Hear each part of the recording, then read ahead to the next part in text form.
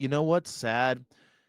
This thing called the Constitution, even if they are child predators, they still have rights. I know it's hard. I know it's uncomfortable, right?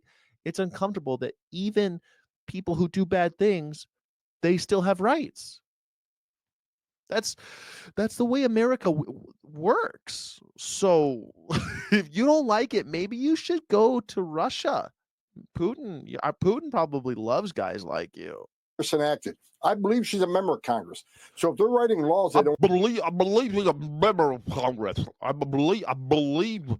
God, this guy sounds like he's got just marbles. Like he sounds like he's got the world's biggest tongue piercing. He probably gives great Want to head. enforce. I can think they got better things to do with their time. But as a member of Congress, you would think she'd want ICE to enforce laws they enacted that they appropriate us funding to do, and that's what we're trying to do. And she's making it more difficult and more dangerous.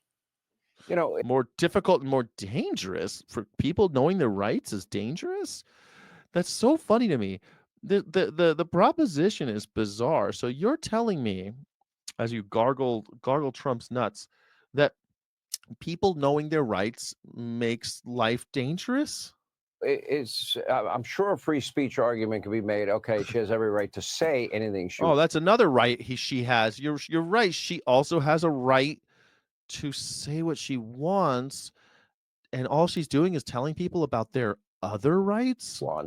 When does it cross a line into aiding and abetting law breaking? Would it Never. It never does. It never crosses the line into aiding and abetting by informing people of their rights. Never. have to have direct involvement by her in helping people to evade ICE? Last time I checked, Donald Trump exercised his Fifth Amendment right when he refused to answer questions because of fear of incriminating himself.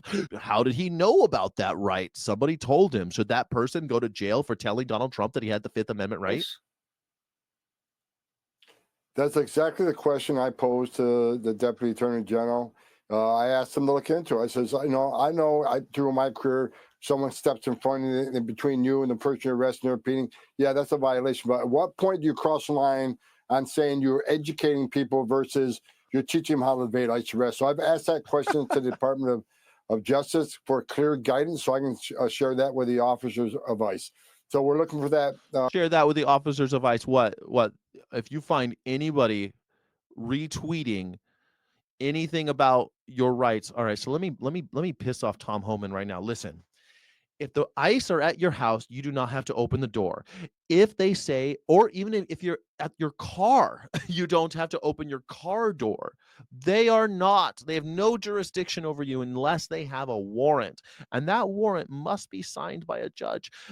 ICE is known for having fake warrants and lying to people that they're trying to apprehend or just question. So when you get confronted by someone with ICE, oftentimes a plainclothes person, they're not even wearing uniforms. But if they come and they try to ask you questions, you don't have to answer them.